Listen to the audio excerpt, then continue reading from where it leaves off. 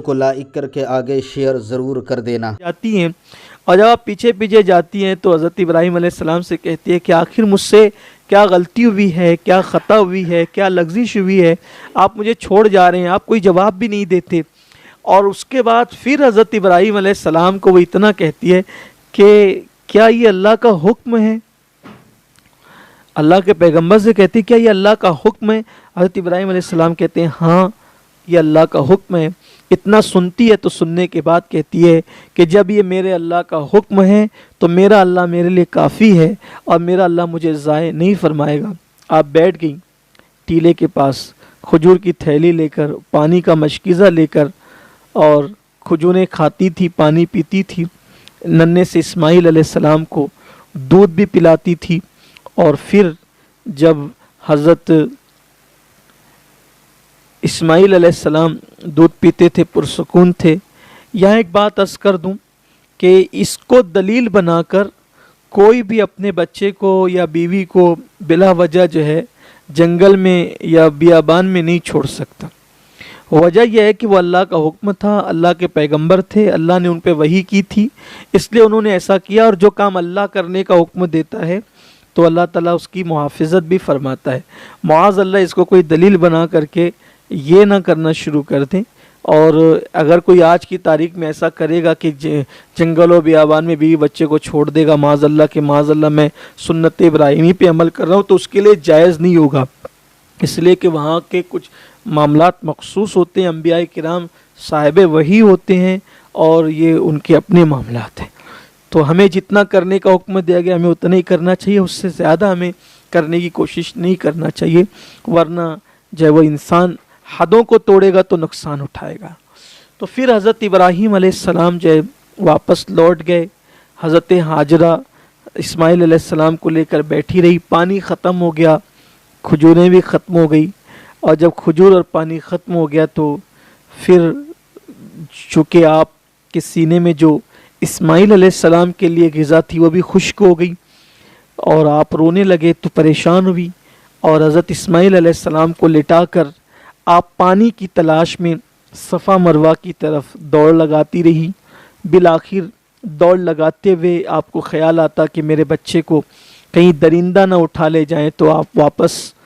تیزی کے ساتھ دوڑ کر کبھی صفا پر، کبھی مروہ پر، کبھی صفا پر، کبھی مروہ پر، بالآخر آپ کے کانوں میں کچھ آواز سی آئی، تو آپ کو حیرت ہوئی کہ یہاں کون سی آواز ہے، یہاں تو کوئی آتا ہی نہیں، یہاں تو کوئی پرندہ بھی پر نہیں مارتا، یہ آواز کون سی ہے؟ تو سوچا کہ اس وقت یہ آواز کسی فرشتے ہی کی ہو سکتی ہے، اور آپ نے جب دیکھا تو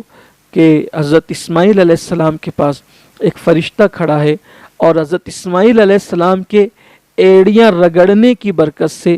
پانی کا چشمہ جاری ہوا۔ آپ پانی کا چشمہ دیکھ کر بڑی خوش ہوئی، اور خوش ہو کر کے آپ نے جب وہ چشمہ پھوٹ پڑا اور جلدی سے اس کو آپ نے کہا زم زم، ٹھہر ٹھہر۔ اللہ کے رسول صلی اللہ علیہ وآلہ وسلم فرماتے ہیں کہ اگر اللہ ہاجرہ پہ رحم فرمائے، اگر وہ ایسا نہ کہتی تو وہ پانی بہہ جاتا، اور وہ یہ بھی بیان کیا گیا ہے کہ وہ پوری زمین پر وہ پھیل جاتا پانی۔ انہوں نے زمزم کہہ کے اس کو وہیں پر روک دیا، گویا کہ پانی پیا، حضرت اسماعیل علیہ السلام کو پلایا، سیراب ہوئی، اور پھر اس کی برکت سے آپ کے سینے میں پھر غذا واپس ہوئی، اور حضرت اسماعیل علیہ السلام جو ہے وہ پھر پرسکون ہو گئے۔ اس طرح سے آپ وہاں رہنے لگی، اور وہ پانی زمزم بھی کتنا برکت والا پانی ہے کہ اللہ کے رسول علیہ السلام فرماتے ہیں اس میں دیکھنا بھی شفا ہے، اس کو دیکھ کر جو دعا پڑی جائے اللہ اس دعا کو بھی قبول فرماتا ہے، اور زمزم کو جس نیت سے پیا جائے گا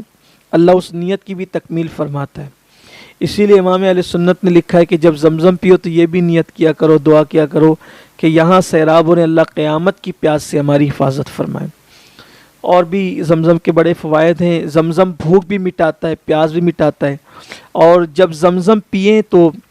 پیٹ بھر کر کے پئیں، کیونکہ منافق اور مومن کا فرق یہ ہے کہ مومن پیٹ بھر کے پیتا ہے، منافق پیٹ بھر کر نہیں پیتا۔ لیکن یہ بات وہاں کے لیے، کیونکہ یہاں تو ہمیں تبرکن تھوڑے چند قطرے ملتے ہیں، لیکن یہ وہاں کے لیے کہ جب زمزم پیے تو پیٹ بھر کر پیے. اللہ وہ زمین ہمیں نصیب فرمائے, بار بار نصیب فرمائے. پھر حضرت ابراہیم علیہ السلام حضرت سارہ سے رضی اللہ تعالیٰ عنہ اجازت لے کر کہ میرا بچہ اور حضرت ہاجرہ کافی دن ہو گئے ہیں, میں ذرا ان سے مل آؤں. اور پھر آپ جو ہیں تشریف لے گئے, اور جب آپ آئے تو وہی وادی غیر ذی زرع, آپ درمیان میں مجھے یہ عرض کرنا تھا لیکن میں وہ عرض کر رہا ہوں کہ جب حضرت ابراہیم علیہ السلام حضرت ہاجرہ کو چھوڑ کر جب لوٹنے لگے تو وہاں آپ نے دعا کی تھی کہ اللہ میں تو اپنی اولاد کو یہاں چھوڑ کر بسا کر جا رہا ہوں, یہاں تو انہیں رزق عطا فرما پھلوں سے, اور ان کی محبت لوگوں کے دلوں میں ڈال دے. تو اس کی برکت یہ ہوئی کہ اللہ تعالیٰ نے حضرت ابراہیم علیہ السلام کی دعا سے ملک شام کا ایک پورا علاقہ اٹھا کر زرخیز اس زمین پر ڈال دیا جسے ہم طائف بھی کہتے ہیں. اور حیرت ہوتی ہے کہ وہ چٹیل میدانوں میں اللہ نے طائف کو زرخیز کر دیا. اور دعائے خلیل کی برکتیں آج نظر آتی ہے کہ مکہ شریف کی مارکیٹ میں ہر موسم کا پھل جو ہے وہ 12 مہینوں میں آپ کو ملے گا, اور ہر جگہ سے اچھی کوالٹی میں ملے گا. یہ برکت ہے دعائے ابراہیم کی علیہ السلام. اور پھر جوک در جوک لوگ آتے بھی ہیں, لوگوں کی دلوں میں محبت ہے. کوئی مسلمان آپ کو ایسا نہیں ملے گا کہ جس کو اللہ تعالیٰ نے ایمان کی دولت سے نوازا ہو اور وہ مکۃ المکرمہ جانے کی تمنا نہ کرتا ہو, حرم خدا دیکھنے کی تمنا نہ کرتا ہو. اور چونکہ اب تو دور ابراہیمی کے بعد مصطفیٰ جان رحمت کا دور آیا تو ہمارے آقا کی ولادت بھی وہاں ہوئی, اور پھر وصال مدینہ منورہ میں ہوا. تو ہمارے لیے تو دوہری خوشی ہے کہ ہم جب مکہ شریف جاتے ہیں تو بارگاہ رسالت کی حاضری بھی جو ہے وہ ہوتی ہے. اور اللہ کا شکر ہے, عاشقوں کی طبیعت تو یہ ہے کہ وہ دربار رسالت کی حاضری کی نیت سے گھر سے نکلتے ہیں اور پھر کعبۃ اللہ شریف کی زیارت کا شرف بھی حاصل کرتے ہیں. کعبے کا نام تک نہ لیا, طیبہ ہی کہا, پوچھا تھا ہم سے جس نے کہ نوزت کدھر کی ہے, اس کے طفیل حج بھی خدا نے کرا دیے, اس کے طفیل حج بھی خدا نے کرا دیے, اصل مراد حاضری اس پاک در کی ہے. اللہ اکبر. تو بڑی شان والا حرم ہے اللہ کا, اور اس کی بڑی برکتیں ہیں. اور ابراہیم علیہ السلام حضرت سارہ سے اجازت لے کر جب آئے تو آنے کے بعد دیکھا کہ حضرت اسماعیل علیہ السلام اپنے قدموں پر چلنے لگے, اور شعور کی منزلوں پر. یوں تو اللہ کا نبی دنیا میں آتا ہی یہ ہے باشعور, لیکن صرف سمجھنے سمجھانے کے لیے جب آپ کی عمر و شریف جو ہے وہ پہنچی کہ آپ کسی یعنی کام کرنے کے قابل ہو گئے, تو اللہ تعالیٰ نے حکم دیا کہ آپ کعبۃ اللہ شریف بنائیں. یعنی وہی بنا جو فرشتوں کی بنا تھی, اس پر حضرت ابراہیم علیہ السلام نے کعبۃ اللہ شریف کی انہی بنیادوں پر تعمیر شروع کی. ذی الحجہ شریف کی 1 تاریخ کو آپ نے کام شروع کیا, اور 25 ذی القعدہ شریف کی 1 تاریخ کو, یعنی ذی الحجہ سے پہلا جو مہینہ آتا ہے شوال کے بعد والا, اور بقرعید سے پہلے والا, بیچ کا جو مہینہ ذی القعدہ جو ہوتا ہے, اور ذی القعدہ کی 1 تاریخ کو آپ نے کعبہ شریف کی تعمیر شروع کی, اور ٹھیک 25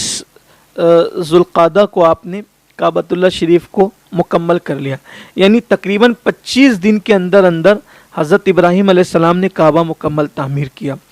اسماعیل علیہ السلام گارا لا کر دیتے تھے اور ابراہیم علیہ السلام اس کو تعمیر کرتے تھے. اور جو تعمیر تھی وہ جنت سے سامان آیا ہوا تھا, اور ایک جنتی پتھر تھا, اسی پہ کھڑے ہو کے کعبہ کی تعمیر ہوتی تھی. اور جیسے جیسے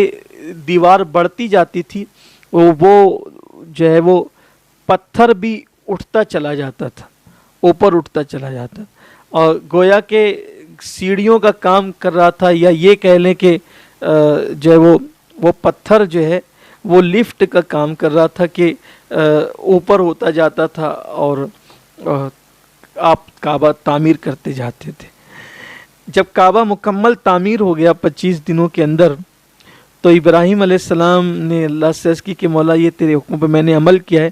اللہ نے فرمایا کہ ابراہیم مانگو میرے خلیل کیا مانگتے ہو؟ عرض کی مولا کہ تو نے تو سب ہی دیا ہے،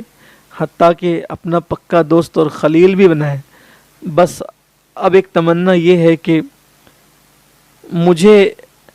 اپنے آخری نبی کا دادا بنا دے، کہ آخری نبی میری اولاد میں پیدا فرما، یعنی محمد مصطفیٰ صلی اللہ علیہ وسلم کا مجھے جد بنا دے، کیونکہ حضرت ابراہیم علیہ السلام جانتے تھے کہ کائنات تو انہی کے صدقے میں بنی ہے۔ تو جب نام محمد آپ کی زبان پر آیا تو وہ پتھر جس پر آپ کھڑے ہو کر کعبہ شریف تعمیر کر رہے تھے اتنا نرم ہو گیا کہ نام محمد کے سنتے ہی وہ اتنا نرم ہوا کہ ابراہیم علیہ السلام کے قدموں کا نشان اس پتھر کے اندر عکس کے طور پر آ گیا، جو آج بھی موجود ہے، جسے ہم مقام ابراہیم کہتے ہیں۔ کتنی خوبصورت سی بات ہے۔ مفسرین لکھتے ہیں کہ جو پتھر نام محمد سن کر نرم ہو گیا، اللہ نے قیامت تک کے لیے اس پتھر کو عزت والا بنا دیا، اور دنیا جو ہے وہ آج بھی جاتی ہے تو اسی پتھر کے قریب جو ہے وہ واجب الطواف جو نفل نماز ہے وہ ادا کرتی ہے۔ پھر ابراہیم علیہ السلام نے جب کعبہ بنا لیا، 25 ذوالقعدہ کو کعبے کا کام مکمل ہوا، اب آپ جو ہے وہ حضرت ہاجرہ اور حضرت اسماعیل کے ساتھ رہنے لگے۔ انہی دنوں پھر ایک اور حکم آ گیا کہ جب ذی الحجہ شریف کا مہینہ شروع ہوا، 7 دن ذی الحجہ کے گزرے تھے کہ حضرت ابراہیم علیہ السلام نے 8ویں شب کو ایک خواب دیکھا کہ حکم ہو رہا ہے کہ اسماعیل کو ہماری راہ میں قربان کر دو، ذبح کر دو۔ حالانکہ آج کسی کے لیے، جیسا کہ میں نے عرض کیا، کہ جائز نہیں ہو سکتا کہ وہ خواب دیکھ کے بچہ ذبح کرے، کیونکہ یہ وہی تھی، کیونکہ نیند جو ہوتی ہے نا وہ بادشاہ کو اور عوام کو ایک کر دیتی ہے، شاہ و گدا ایک ہو جاتے ہیں، امیر غریب ایک ہو جاتے ہیں، نیند سب کے لیے یکساں ہے۔ لیکن یہ اللہ کے نبی کی شان ہے کہ نیند بھی نبیوں کے برابر کسی کو نہیں آتی، اور نیند میں بھی کوئی نبی کے برابر نہیں ہو سکتا۔ ہم سوتے ہیں تو وضو ٹوٹ جاتا ہے، جو کیفیت ہوتی ہے آپ سب جانتے ہیں، لیکن اللہ کے نبی جو سوتے ہیں تو ان کے دل بیدار رہتے ہیں، ان کا وضو نہیں ٹوٹتا۔ اور ہم خواب دیکھتے ہیں تو سچے بھی ہوتے ہیں، جھوٹے بھی ہوتے ہیں۔ اللہ کے نبی جو خواب دیکھتے ہیں تو وہ وہی ہوتی ہے، اور ان کا خواب وہی ہے۔ اور حضرت ابراہیم علیہ السلام نے دیکھا کہ حکم ہوتا ہے کہ اکلوتا بیٹا ذبح کر دو، تو آپ نے خواب دیکھا تو دن بھر آپ جو ہے وہ سوچ میں رہے،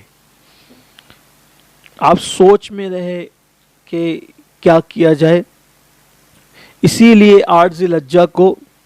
یوم ترویہ کہا جاتا ہے، یعنی سوچ کا دن۔ پھر آپ نے خواب دیکھا 8 کا دن گزر کر 9ویں شب کو کہ ذبح کا حکم ہو رہا ہے، تو پھر آپ نے یعنی کہ آپ نے جو وہ فیصلہ کر لیا کہ مجھے اسماعیل علیہ السلام کو ذبح کرنا ہے۔ تو چونکہ آپ پر معاملہ مکمل کھل گیا اور آپ نے پہچان لیا جو حکم دیا گیا تھا، اس لیے اس دن کو یوم العرفہ کہتے ہیں، پہچان کا دن۔ اور یوم العرفہ کہنے کی ایک وجہ یہ بھی ہے کہ اس دن عرفات میں حج بھی ہوتا ہے۔ اور پھر آپ نے اس حکم کو، اس کی تعمیل کر دی 10ویں ذی الحجہ کو، تو اس کو یوم النحر یوم نحر کہتے ہیں اس کو۔ اور جب آپ نے حضرت اسماعیل علیہ السلام کو ذبح کرنے کے لیے جو ہے وہ لے جانے لگے مینا کی طرف، تو آپ نے حضرت اسماعیل علیہ السلام کو جو ہے وہ واضح طور پر یہ کہا کہ میرے اللہ نے مجھے حکم دیا ہے کہ میں تمہیں ذبح کر دوں، تم کیا کہتے ہو؟ وہ کہا کہ آپ کو جو حکم ہوا ہے آپ بغیر جھجک اس پر عمل کریں کہ انشاءاللہ آپ مجھے صبر کرنے والا پائیں گے۔ اور ایک طویل واقعہ اس کے ساتھ بھی ہے کہ حضرت ابراہیم علیہ السلام جب لے جانے لگے تو چونکہ وہ آپ کی عمر شریف چھوٹی تھی، بعض مفسرین کے نزدیک آپ کی عمر 13 سال کی تھی، یعنی آپ جب سن بلوغ کو پہنچنے لگے تھے تب آپ کی عمر ہے۔ اس پر عمر شریف پر بھی متعدد اقوال ہیں، لیکن ہم اس کی تفصیل میں نہیں جاتے۔ اکثر جو بزرگوں کا قول ہے ہم وہ آپ کے سامنے پیش کر رہے ہیں کہ 13 سال کی لگ بھگ آپ کی عمر شریف رہی ہوگی، تب آپ کو ذبح کرنے کے لیے لے جایا گیا. اور پھر جب آپ لے جا رہے تھے منی کی طرف تو شیطان نے حضرت ہاجرہ کو ورغلانا چاہا. ماں تھی کہ ابراہیم تمہارے بیٹے کو ذبح کرنے لے جانے. تو جناب ہاجرہ نے کہا کہ کیا کوئی باپ بھی اتنی منتوں مرادوں سے جس کے یہاں اولاد پیدا ہوئی، وہ بھی اکلوتی اولاد، کیا وہ ذبح کر دے گا؟ کوئی باپ ایسا کر سکتا ہے؟ تو شیطان کے منہ سے بات نکل گئی کہ اللہ کا حکم ہے. ہاجرہ نے کہا کہ اگر اللہ کا حکم ہے تو ایک بیٹا کیا، ہزاروں بیٹے بھی ہو تو اللہ کے حکم پہ قربان کر سکتے ہیں. یہ تربیت تھی حضرت ابراہیم علیہ السلام کی. اور پھر شیطان نے حضرت اسماعیل علیہ السلام کو ورغلایا اور یہ کہا کہ آپ کے ابا ذبح کرنے لے جا رہے ہیں. اور پھر اسماعیل علیہ السلام نے بھی کہا کہ اکلوتا بیٹا اتنی مرادوں سے دعاؤں سے جو ہوا ہو کیسے ذبح کیا جا سکتا ہے؟ تو کہا یہ ایسا سوچتے ہیں کہ یہ اللہ کا حکم ہے. تو حضرت اسماعیل علیہ السلام نے کہا کہ تو مجھے شیطان مردود ہی معلوم ہوتا ہے کہ اللہ کے حکم سے عمل کرنے پہ روکتا ہے. پھر اس نے حضرت ابراہیم علیہ السلام کو بھی روکنے کی کوشش کی، یہ خواب ہی تو ہے وغیرہ وغیرہ، اور آپ نے اس کو کنکریاں مار کے بھگایا. وہ آج بھی اس کی یادیں تازہ کی جاتی ہے. اور پھر حضرت اسماعیل علیہ السلام کو لے گئے اور کہا کہ میں آپ کو اللہ کے حکم پہ ذبح کرنا چاہتا ہوں. کتنے خوبصورت یہ فلسفہ ہے قربانی کا کہ حضرت اسماعیل علیہ السلام جو ہے وہ کہنے لگے کہ ابا جی ایک کام کیجئے گا کہ جب آپ مجھے ذبح کیجئے گا تو آپ میرے ہاتھوں کو اور پیروں کو باندھ دیجئے رسی سے، کہ مجھے ڈر لگتا ہے کہ جب آپ میری گردن پر چھری چلائیں گے تو ہاتھ اور پیر درد کی وجہ سے اگر میں جو وہ بے قابو ہو کر کے پھینکوں تو کہیں آپ کو اس سے اذیت نہ پہنچے، یا میرا خون جو ہے وہ آپ کے لباس کی طرف نہ بڑھے، اس لیے آپ تاکہ میں تڑپوں بھی تو ایک حد میں تڑپ سکوں. دوسری بات یہ کہ میرا چہرہ جو ہے وہ آپ زمین کی طرف کر دیں تاکہ شفقت پدری جو ہے حکم خدا بندی پر عمل کرنے سے آپ کو نہ روک سکیں، اور ہو سکے تو آپ اپنی آنکھوں پہ پٹی باندھ لیں تاکہ جو ہے وہ بیٹے کی محبت رب کی محبت کے درمیان حائل نہ ہو سکے. کیا خوبصورت انداز ہے اللہ کی رضا کے لیے، آزمائش خدا بندی پر پورا اترنے کے لیے. اور پھر ایسا ہی ہوا کہ ابراہیم علیہ السلام نے جو ہے وہ گردن پر چھری رکھی، 10ویں ذی الحجہ تھی اور بیٹے کے اکلوتے بیٹے کی گردن پر چھری تھی. اور اللہ اکبر، حضرت ابراہیم علیہ السلام چھری پھیر رہے تھے، قدرت نے جو ہے وہ دکھا دیا فرشتوں کو اور پوری کائنات کے لیے ایک مثال قائم ہو گئی کہ امتحان میں کامیاب ہوتے ہوئے آئے تھے، لیکن جب اولاد کے امتحان کی بات آئی تو ابراہیم علیہ السلام نے اولاد کو نہیں دیکھا بلکہ اپنے اللہ کی محبت میں بیٹے کی گردن پہ چھری رکھ دی. مفسرین نے لکھا ہے کہ فرشتوں نے اللہ سے کہا تھا مولا ابراہیم کو تو نے اولاد تو دی، یہ تجھے زیادہ چاہتے ہیں یا اولاد کو؟ تو اللہ نے فرمایا کہ میرا خلیل مجھی کو چاہتا ہے، میں تمہیں دکھا دوں گا. اور اس دن دکھا دیا کہ دیکھو ہمارے حکم پر اکلوتے بیٹے کی گردن پہ چھری رکھ دی ہے. اور چھری چلانے ہی والے تھے، اللہ نے جبریل سے کہا جبریل جاؤ اور جنت سے دمبا لے لو. بعض مفسرین نے بکری کا ذکر بھی کیا ہے. اور اس سے پہلے کہ ابراہیم چھری چلائیں گردن اسماعیل پر، آپ جنت سے وہ دمبا یا بکری جو ہے وہ، یا یوں کہہ لیں جنتی جانور، تاکہ اقوال کے اختلافات ہی ختم ہو جائیں، جنتی جانور جو ہے وہ لے کر اسماعیل کی جگہ رکھ دیں. ادھر وہ چھری رکھ کر